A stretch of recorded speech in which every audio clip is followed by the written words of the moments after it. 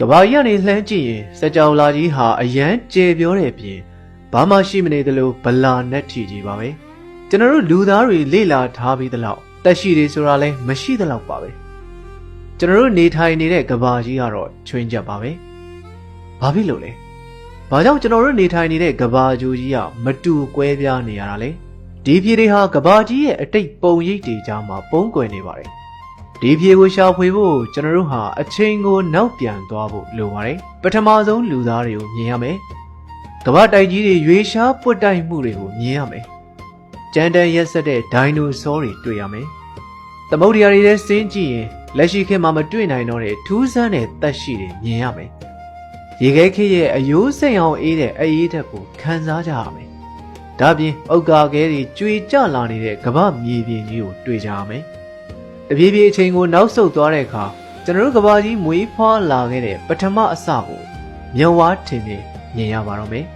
အားလုံးအစင်းသင်းဖြစ်ပြီဆိုရင်ကျွန်တော်တို့နေထိုင်နေတဲ့ကဘာဂျိုကြီးရဲ့အရန်ထူးခြားပြောင်မြောက်တဲ့ဇာတ်လမ်းတစ်ပုဒ်ကိုကျွန်တော်နဲ့အတူစတင်လေ့လာလိုက်ကြအောင်ပါ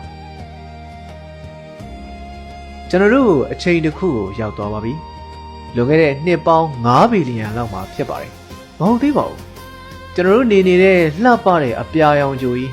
ဘယ်ရောက်နေပါလိမ့်တစ်ချိန်မှာကျွန်တော်တို့ရဲ့နေဖြစ်လာမယ်အသစ်ဖြစ်လာတဲ့ကျဲတလုံးနဲ့အာကာသထဲလွင့်နေတဲ့ဥက္ကာခဲအစိပ်ပိုင်းတွေပဲရှိနေပါတယ်ကျွန်တော်တို့ရောက်လာတဲ့အချိန်ဟာအရန်စောနေတာပါဒီအချိန်မှာကဘာကြီးဟာရှိတောင်ရှိမနေသေးပါဘူးဒီပျက်စီးတွေကြားမှာကျွန်တော်တို့ရဲ့ဂျိုကြီးဟာတဖြည်းဖြည်းနဲ့ပေါ်ထွန်းလာတော့မှာပါ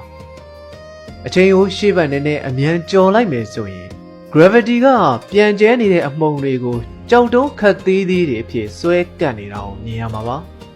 ကျွန်တော်တို့နေထိုင်တဲ့ရှုပ်ထွေးကျယ်ပြောပြီးလှပတဲ့ကဘာကြီးဟာကြောက်တုံးတွေအမှုန်တွေ gravity ဆွဲအားတွေကနေအခုလိုစဖြစ်လာတယ်ဆိုတာယုံမှုတော်တော်လေးခက်ပါတယ်နှစ်ပေါင်းတန်းနဲ့ချီကြာတဲ့အခါ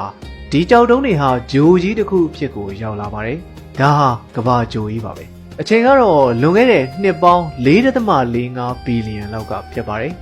ရဲရဲတောက်ပြီးလောင်ကျွမ်းနေတဲ့ဂျိုကြီးဟာ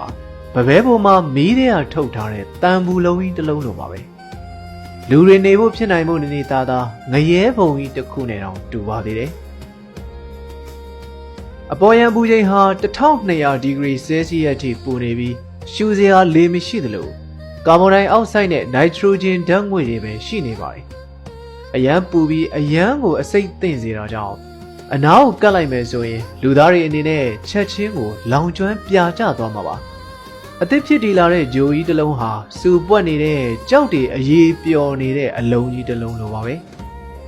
ဒီဂျိုကြီးပေါ်မှာမာကျောတဲ့မြေပြင်တစ်ခုမှမရှိသေးပဲ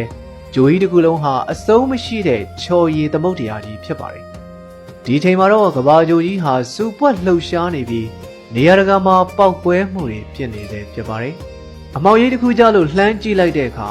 ကဘာဂျိုကြီးလိုပဲအသစ်ဖြစ်တည်စဂျိုတစ်လုံးကိုတွေ့လိုက်ရပါတယ်မတ်ဂျိုရဲ့အရွယ်အစားလောက်ရှိပြီးကဘာဂျိုရှိရာကိုတဲ့တဲ့ကြီးလာနေပါတယ်အစက္ကန့်ကို15ကီလိုမီတာနှုန်းနဲ့လာနေပြီးဒီအရှိန်ဟာကြည်စံထက်အဆ20လောက်ကိုမြန်ပါတယ်ကဘာဂျိုဘော်ကိုဖြည်းဖြည်းချင်းနီးကပ်လာပါပြီအနားကပ်လာတဲ့ဂျိုရဲ့ဆွဲအားဟာကဘာဂျိုရဲ့မျက်နှာပြင်ကိုတောင်ကွေးကောက်သွားစေပါတယ်အဲဒီနောက်ဂျိုချင်းချင်းတိုက်မိသွားပြီးကြီးမားတဲ့ပေါက်ကွဲမှုကြီးတစ်ခုဖြစ်လာပါတယ်တိုက်မိတဲ့အရှိန်ကြောင့်ဖြစ်လာတဲ့လှိုင်းတွေဟာဂျိုတစ်ခုလုံးကိုပြန့်နှံ့ရောက်ရှိသွားပြီးဂျိုကြီးနှလုံးဟာ liquid ပုံစံနဲ့ရှိနေပေမဲ့လည်းတစ်ခုနဲ့တစ်ခုပွတ်တိုက်မှုအပြီးမှာတော့ trillion နဲ့ချီတဲ့အပိုင်းအစတွေဟာအာကာသထဲကိုလွင့်စင်ထွက်ကုန်ကြပါတယ်အဲဒီကနေနှစ်ပေါင်းထောင်ချီကြာတဲ့အခါမြေဆွဲအားကမှော်ဆန်တဲ့အရာတစ်ခုကိုလှုပ်ဆောင်ခဲ့ပါတယ်ဂျိုကြီးနှစ်ခုတိုက်မိရာကနေလွင့်စင်သွားတဲ့အပိုင်းအစတွေကိုဂျိုဝိုင်းရနေတဲ့ဂွင်းကြီးတစ်ခုအဖြစ်မြေဆွဲအားကဖန်တီးလိုက်ပါတယ်အဲ့ဒီဂွင်းပတ်လန်းကြီးမှာတော့လွင့်နေတဲ့အပိုင်းအစတွေတဖြည်းဖြည်းစုရင်ကီလိုမီတာ3500လောက်ကျယ်တဲ့ကြောက်လုံးကြီးတစ်ခုဖြစ်လာပါတယ်ကျွန်တော်တို့အခုမြင်နေရတာကတော့ကျွန်တော်တို့ညဘက်မှာမြင်နေရတဲ့လာမင်းကြီးစတင်မွေးဖွားတဲ့အချိန်ဖြစ်ပါတယ်အဲ့ဒီအချိန်တုန်းကတော့လာကြီးဟာကျွန်တော်တို့အခုမြင်နေရတဲ့ပုံစံထက်အရန်ကိုနီးကပ်ပြီးအခုအကွာဝေးကီလိုမီတာ4သိန်းကျော်အစားကဘာဂျိုကနေ22,500ကီလိုမီတာအဝေးမှာရှိနေတာပါတစ်ဖက်မှာတော့တဖြည်းဖြည်းအပူချိန်လျော့လာနေတဲ့ကဘာကြီးအပေါ်ကနေနေလုံးကြီးဟာပြတ်တန်းသွားပါတယ်ဒ ဒါပေမဲ့နေဟာနည်းနည်းထူးဆန်းနေပါတယ်ဘာဖြစ်လို့လဲဆိုတော့နေဝင်ချိန်ဟာနေထွက်ပြီး3နာရီအကြာမှာဖြစ်တာဖြစ်လို့ပါဂျိုကြီးနှစ်ခုတိုက်မိတဲ့အချိန်ဟာပြင်းထန်တာကြောင့်ကဘာလဲတာဟာအယမ်းမြန်ပြီးတနေ့လုံးကို6နာရီပဲအချိန်ရှိပါတယ်ကဘာကြီးဟာခက်မြန်မြန်လဲပတ်နေပေမဲ့လည်းကဘာမျက်နှာပြင်ပေါ်မှာတော့ဖြည်းဖြည်းချင်းပြောင်းလဲနေပါတယ်ကဘာကြီးဘယ်လိုပြောင်းလဲနေလဲဆိုတာနားလည်ဖို့အတွက်ကျွန်တော်တို့ဟာရှေ့ဘက်ကိုအချိန်တန်းနဲ့ချီထပ်သွားဖို့လိုပါတယ်ဒီအချိန်ဟာအုတ်ကာခဲတွေအများအပြားကဘာပေါ်ကိုကျတဲ့အချိန်ဖြစ်ပြီး Halo Media လို့ခေါ်ပါတယ်လွန်ခဲ့တဲ့နှစ်ပေါင်း 3.9 ဘီလီယံအချိန်ကဖြစ်ပါတယ်နေဖွဲ့စည်းဖြစ်တည်မှုကနေကြန့်ရှိနေတဲ့အာကာသရဲ့အုတ်ကာခဲတွေကမ္ဘာမျက်နှာပြင်ပေါ်ကိုပြုတ်ကျလာနေတာဖြစ်ပါတယ်အခုပြုတ်ကျလာနေတဲ့အုတ်ကာခဲတွေရဲ့အတွင်းကိုကြည့်လိုက်မယ်ဆိုရင်စားပွင့်လေးတွေနဲ့တူတဲ့အစာရင်ခဲလေးတွေကိုမြင်ရမှာပါဒီစားပွင့်လေးတွေထဲမှာတော့ microcyte လောက်ပဲရှိတဲ့ရေမှုန်ရေမွှားလေးတွေပါဝင်လာပါတယ်အဲ့ဒီအရာတွေပါဝင်တဲ့အုတ်ကာခဲတွေအများအများဟာကမ္ဘာပေါ်ကိုပြုတ်ကျနေတာဖြစ်ပြီးဒီအုတ်ကာခဲတွေထဲမှာကမ္ဘာပေါ်ကသက်ရှိတွေဖြစ်လာစေဖို့အဓိကလိုအပ်ချက်တွေပါဝင်လာပါတယ်ဒီလိုအုတ်ကာခဲကြီးတွေထဲမှာရေပမာဏဟာတကယ်ကိုနည်းနည်းလေးမှနည်းနည်းလေးပဲပါတာပါဒါပေမဲ့ကမ္ဘာပေါ်ကိုကျလာနေတဲ့အုတ်ကာခဲတွေဟာနှစ်ပေါင်းတန်း20လောက်ဇက်တိုက်ကျလာနေတာဖြစ်တဲ့အတွက်ကမ္ဘာမျက်နှာပြင်ပေါ်မှာရေအိုင်လေးတွေစတင်ဖြစ်ပေါ်လာပါတယ်ရေတွေဟာမြေသားအမာတွေပေါ်မှာရှိနေကြပါပြီဒီအချိန်မှာကမ္ဘာဥတိုင်းဟာတော့မူလအတိုင်းပူမြဲပူနေပါတယ်ဒါပေမဲ့မျက်နှာပြင်မှာတော့80ကနေ80ဒီဂရီဆဲလ်စီယပ်လောက်အထိအေးလာပြီး Earth crust လို့ခေါ်တဲ့ကမ္ဘာအခွန်လွှာစတင်ဖြစ်ပေါ်လာပါတယ်အနာဂတ်မှာတော့ဒီရေတွေကိုပဲကျွန်တော်တို့တောက်သုံးကြတာဖြစ်ပြီးကျွန်တော်တို့တောက်လိုက်တဲ့ရေတငုံရေတစ်ခွက်သမုဒ္ဒရာတိုင်းမှာရှိတဲ့ရေတစ်စက်စီတိုင်းဟာနှစ်ပေါင်းဘီလီယံချီတက်တန်းရှိနေပြီဖြစ်ပါတယ်ဒီရေတွေဟာအာကာသထဲမှာကီလိုမီတာပေါင်းတန်းနဲ့ချီခရီးသွားခဲ့တာဖြစ်ပြီးအုတ်ကာခဲတွေထဲမှာပါဝင်လာခဲ့ပြီးတော့ကျွန်တော်တို့စီကိုရောက်ရှိလာခဲ့တာဖြစ်ပါတယ်ကမ္ဘာကြီးဟာတဖြည်းဖြည်းနဲ့ကျွန်တော်တို့မြင်နေကြပုံစံနဲ့နီးစပ်လာပြီးဖြစ်ပေမဲ့အခုချိန်ထိတော့အန်ဒီရဲ့ကြည်တုံးပါပဲဒီမုန်တိုင်းဟာအရန်ကျန်းပါတယ်ကျွန်တော်တို့မြင်မှုသမျှအကျန်းဆုံးဆိုတဲ့ Hurricane ထက်တောင်ပြင်းထန်ပါတယ်ကျွန်တော်တို့အခုရောက်နေတာကတော့ Hurricane ထက်ပြင်းတဲ့ Mega Storm နဲ့မှာပါကမ္ဘာကြီးရဲ့အရှိန်မြန်မြန်လဲပတ်မှုကနေဖြစ်ပေါ်လာတာဖြစ်ပြီးလဟာကမ္ဘာနဲ့အရန်နီးတာကြောင့်သူ့ရဲ့မြေဆွဲအားဟာအရန်ပြင်းထန်ပြီးကမ္ဘာမျက်နှာပြင်ပေါ်မှာရှိနေတဲ့ရေတွေကနေရေလိုင်းအကြီးကြီးတွေကိုဖြစ်ပေါ်စေပါတယ်ဒီလိုနဲ့အချိန်ကြာလာတာနဲ့အမျှလဟာကမ္ဘာကနေတဖြည်းဖြည်းအနောက်ကိုဆုတ်သွားပါတယ်ဒါကြောင့်ရေလိုင်းတွေဟာတဖြည်းဖြည်းတည်ငြိမ်လာသလိုကမ္ဘာလဲပတ်နှုံးဟာလည်းတဖြည်းဖြည်းနှေးလာပါတယ်တက်ရှိတွေကိုမွေးထုတ်ပေးမဲ့ရေတွေဟာကမ္ဘာမျက်နှာပြင်ကြီးကိုဖုံးအုပ်ထားပါတယ်